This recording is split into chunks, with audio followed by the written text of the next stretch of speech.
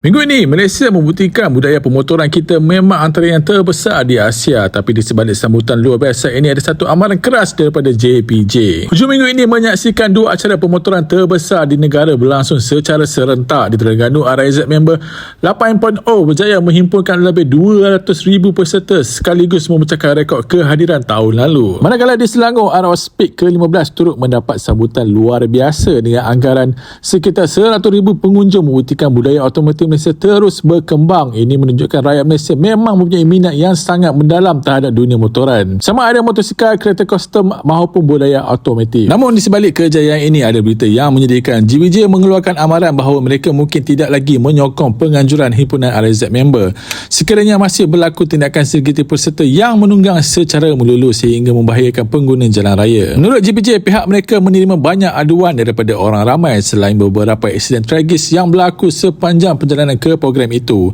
Jangan kerana tindakan segelintir nama baik komuniti pemotoran yang dibina oleh ratusan ribu penunggang lain tercalar. Kalau kita benar-benar sayangkan budaya pemotoran di Malaysia, buktikan dengan penunggangan secara berhemah dan mengutamakan keselamatan supaya acara RIZ members dan ROSPIC terus mendapat sokongan dan boleh dinikmati bertahun-tahun akan datang.